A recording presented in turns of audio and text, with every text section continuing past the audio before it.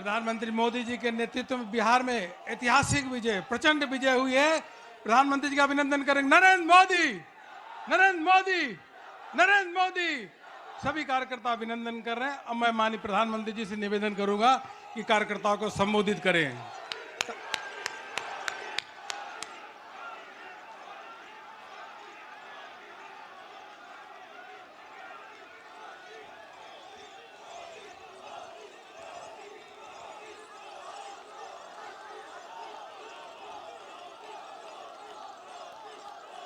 भारत माता की, भारत माता की, भारत माता की। भारतीय जनता पार्टी के राष्ट्रीय अध्यक्ष जेपी नड्डा जी, राजनाथ सिंह जी, अमित भाई, अन्य सभी वरिष्ठ महानुभाव और देश के कोने कोने में टेक्नोलॉजी के माध्यम से हमारे साथ जुड़े हुए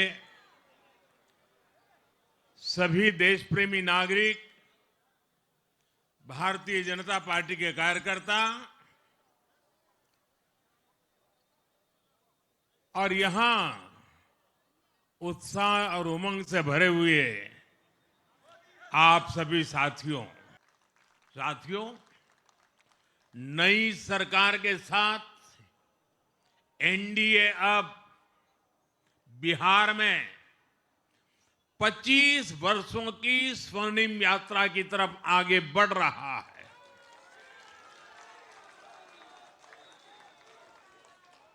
बिहार ने ये सुनिश्चित किया है, बिहार की महान भूमि पर फिर कभी जंगल राज की वापसी नहीं होने वाली है। आज की ये जीत बिहार की उन माताओं, बहनों और बेटियों की है जिन्होंने सालों तक आरजेडी के शासन में जंगल राज का आतंक झेला है। ये जीत बिहार के उस नौजवान की है जिसके भविष्य को कांग्रेस और लाल झंडे वालों के आतंक के कारण बर्बाद किया गया। आज वो रेड कॉरिडोर, आतंक के वो दिन इतिहास बन गए हैं। बिहार विकास के रास्ते पर आगे बढ़ रहा है और अब ये यात्रा रुकने वाली नहीं है। साथियों, आज के ये परिणाम उन विकास विरोधियों को भी बिहार का जवाब है जो कहते थे और बेशर्मी से कहते थे कि बिहार को एक्सप्रेसवे और हाईवे नहीं चाहिए, जो कहते थे बिहार को इंडस्ट्री नहीं चाहिए, जो कहते थे कि बिहार में ट्रेन, एयरपोर्ट की क्या जरूरत है। आज के ये परिणाम वंशवाद की राजनीति के खिलाफ विकासवाद की राजनीति को दिया जनादेश है।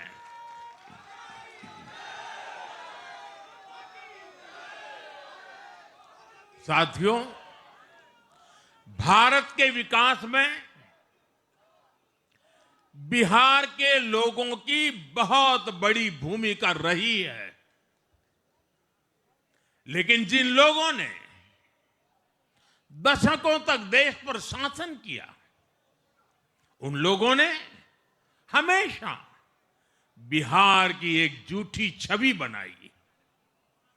इन लोगों ने बिहार को बदनाम किया। इन लोगों ने न बिहार के गौरवशाली अतीत का सम्मान किया, न बिहार की परंपरा और संस्कृति का आदर किया और न यहां के लोगों की इज्जत की। आप खुद सोचिए, जो लोग छठ पूजा को ड्रामा कह सकते हैं, वो बिहार की परंपरा का कितना सम्मान करते होंगे।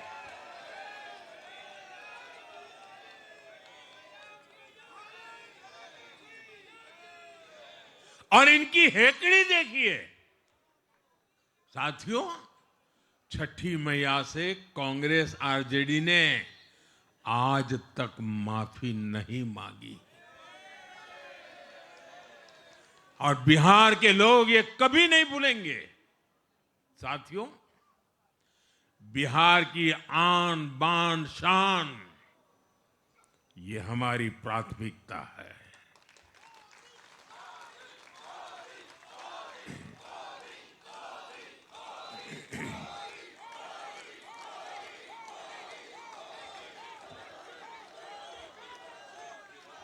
हमारी सरकार छठ को यूनेस्को की हेरिटेज लिस्ट में शामिल करने का प्रयास कर रही है। लक्ष्य ये है कि पूरा देश, पूरी दुनिया इसके महत्व से, इस संस्कृति से जुड़ सके। आपने भी इस बार देखा है कि जब इस बार छठ पूजा के दौरान रेलवे स्टेशनों पर छठी मैया के गीत गूंजे तो हर कोई इस पावन पर्व में सम्मिलित होता दिखा।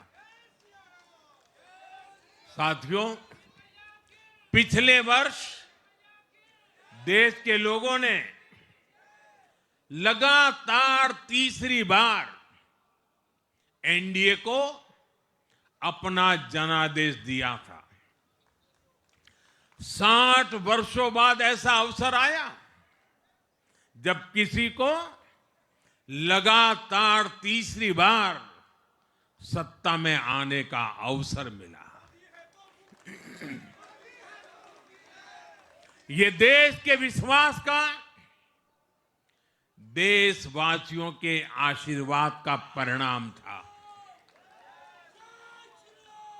और लोकसभा चुनाव के बाद देश के कई राज्यों में भी हमें विधानसभा चुनावों में प्रचंड बहुमत के साथ जीत मिली।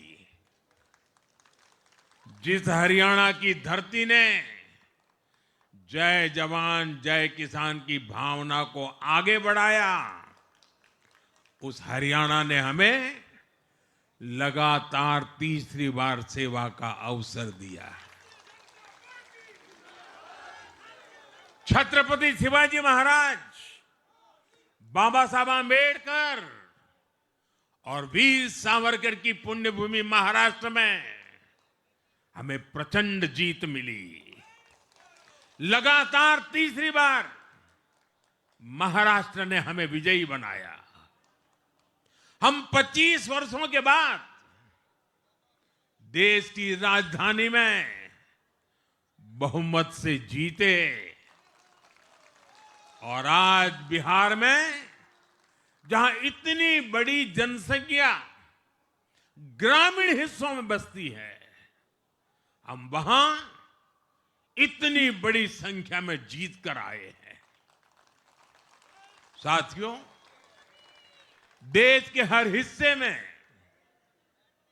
हर परंपरा में लोग एनडीए को एक विश्वास और उम्मीद के साथ देख रहे हैं। देश के महानगरों से देश के ग्रामीण इलाकों तक, देश के फाइनेंशियल सेंटर से टियर 2 और टियर 3 शहरों तक, देश की नारी शक्ति से देश के फर्स्ट टाइम वोटर्स तक, हर वर्ग, हर जाति, हर समुदाय, हर क्षेत्र ने एनडीए को अपना विश्वास अपना आशीर्वाद दिया है और लगातार अपना आशीर्वाद दे रहे हैं।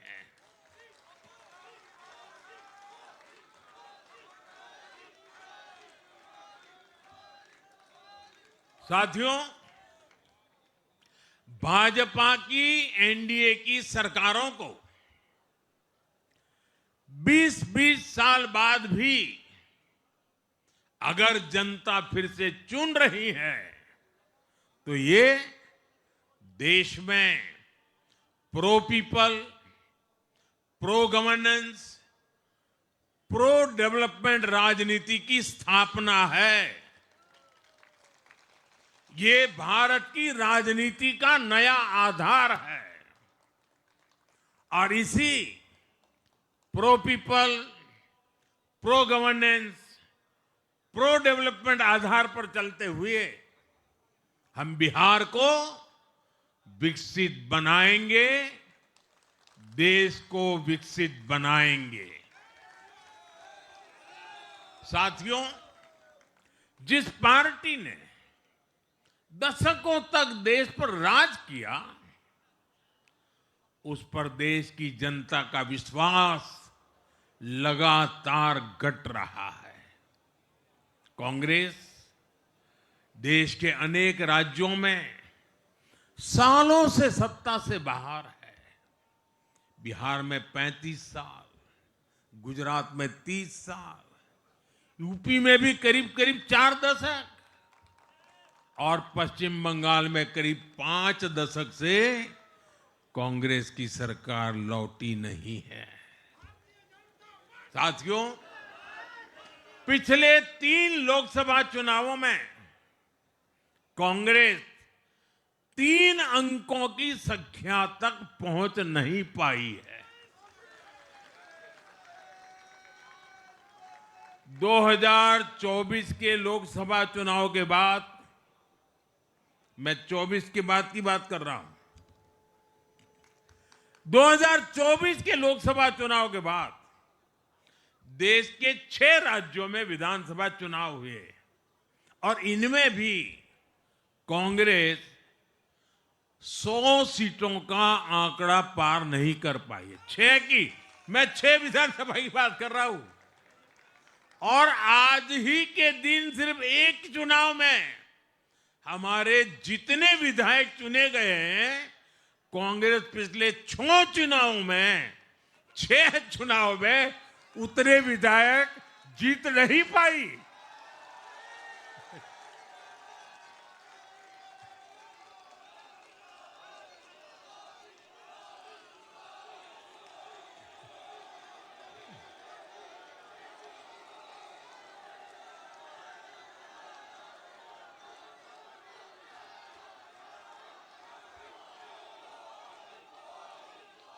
अब आप सोचिए, आज एक चुनाव में हमें जितनी सीटें मिली हैं, 6 विधानसभा चुनाव जो अभी लोकसभा के बाद गए, उतनी सीटें उससे भी हम लोग ज्यादा इस बार लेके आए।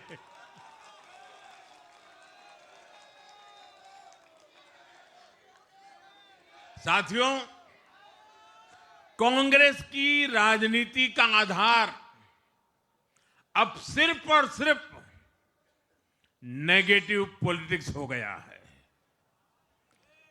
कभी चौकीदार चोर है का नारा, संसद का समय बर्बाद करना, हर इंस्टीट्यूशन को अटैक करना, कभी ईवीएम पर सवाल, कभी चुनाव आयोग को गाली, कभी वोट चोरी का मनगढ़ंत झूठा आरोप, जाति और धर्म के आधार पर लोगों को बांटना, देश के बजाय देश के दुश्मनों के एजेंडे को आगे लाना। कांग्रेस के पास देश के लिए कोई पॉजिटिव विजन नहीं है। सच्चाई यह है कि आज कांग्रेस, और मैं बहुत गंभीरता के साथ कहता हूं, आज कांग्रेस मुस्लिम लीगी माओवादी कांग्रेस यानी एमएमसी बन गई है।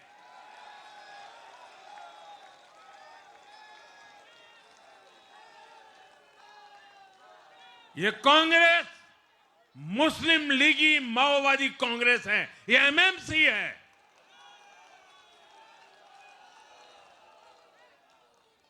और कांग्रेस का पूरा एजेंडा अब इसी पर चलता है और इसलिए अब कांग्रेस के भीतर भी एक अलग धड़ा पैदा हो रहा है जो इस नेगेटिव पॉलिटिक्स से असहज है।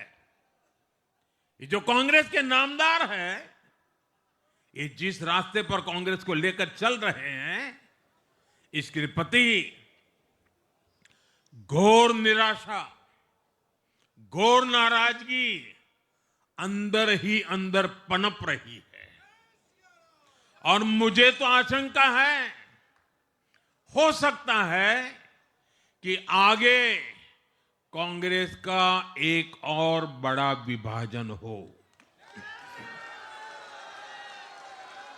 और साथियों, कांग्रेस के जो सहयोगी दल हैं वो भी समझने लगे हैं कि कांग्रेस अपनी नेगेटिव पॉलिटिक्स में सबको एक साथ डुबो रही है। और आपको याद होगा, इसीलिए ही तो मैंने बिहार चुनाव के दौरान भी कहा था कि कांग्रेस के नामदार तालाब में डुबकी लगाकर बिहार चुनाव में खुद डूबने और दूसरों को डुबेने की प्रैक्टिस कर रहे हैं।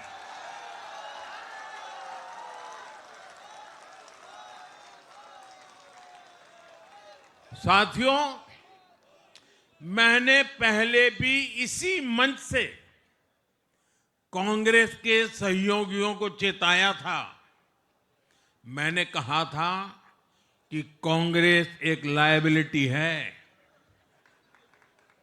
कांग्रेस एक ऐसी परजीवी है जो अपने सहयोगियों के वोट बैंक को निगलकर अपनी वापसी करना चाहती है।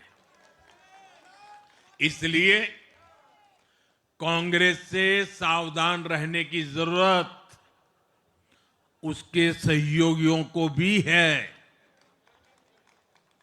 आज बिहार में आरजेडी को सांप सूंघा हुआ है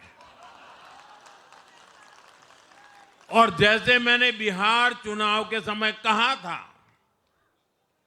बहुत जल्द दोनों का झगड़ा अब खुलकर सामने आने वाला है।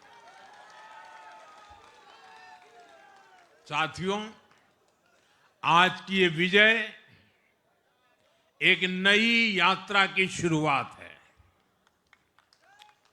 बिहार ने जो भरोसा हम पर जताया है, उसने हमारे कंधों पर जिम्मेदारी और बढ़ा दी है। मैं आपको विश्वास दिलाता हूं, आने वाले 5 साल बिहार और तेज गति से आगे बढ़ेगा। बिहार में नए उद्योग लगेंगे, बिहार के नौजवानों को बिहार में ही रोजगार मिले, इसके लिए लगातार काम किया जाएगा। बिहार में निवेश आएगा, ये निवेश और ज्यादा नौकरियां लाएगा। बिहार में पर्यटन का विस्तार होगा, दुनिया को बिहार का नया सामर्थ्य दिखेगा। बिहार में हमारे तीर्थों का, आस्था के स्थानों का, हमारी ऐतिहासिक धरोहरों का कायाकल्प होगा। साथियों, मैं आज देश और दुनिया भर के निवेशकों से भी कहूंगा कि बिहार आपके स्वागत के लिए तैयार है। मैं देश और दुनिया में बसी बिहार की संतानों से भी कहूंगा कि बिहार में निवेश करने का सबसे उपयुक्त समय है। साथियों, आज मैं बिहार की एक एक मां, एक एक युवा, एक एक किसान, एक एक गरीब परिवार को कहना चाहता हूं, आपका भरोसा ये मेरा प्रण है।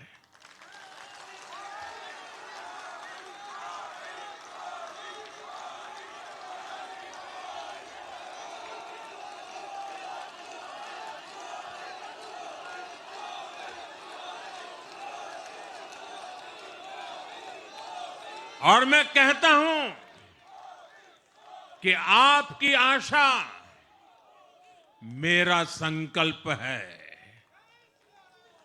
और मेरे नौजवान साथियों, आपकी आकांक्षा ये मेरी प्रेरणा है। हम मिलकर एक ऐसा बिहार बनाएंगे जो समृद्ध होगा, विकसित होगा। साथियों, भाजपा की ताकत भाजपा का कार्यकर्ता है। जब भाजपा का कर्मठ कार्यकर्ता कुछ ठान लेता है तो कोई भी लक्ष्य असंभव नहीं रह जाता। आज भाजपा की हर सफलता का आधार उसका कार्यकर्ता ही है। और अब आज की इस विजय ने भाजपा कार्यकर्ताओं को केरला, तमिलनाडु, पुडुचेरी, असम और पश्चिम बंगाल में भी नई ऊर्जा से भर दिया है।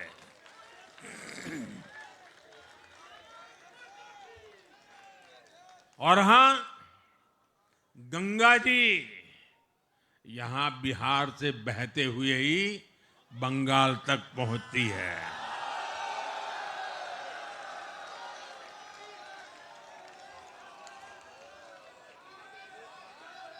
बिहार ने बंगाल में भाजपा की विजय का रास्ता भी बना दिया है।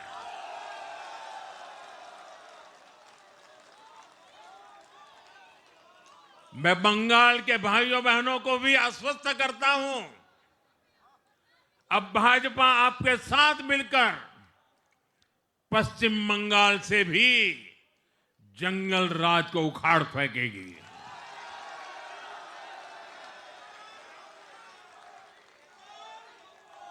साथियों,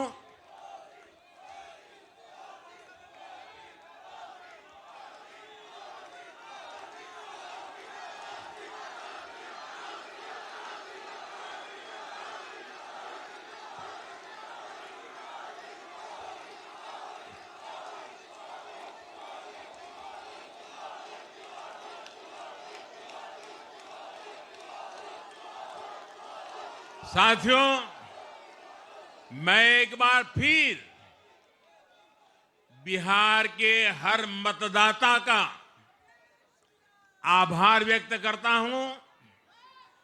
आप सबका भी बहुत बहुत धन्यवाद। भारत माता की ये वर्ष वंदे मातरम के 150 का महत्वपूर्ण वर्ष है।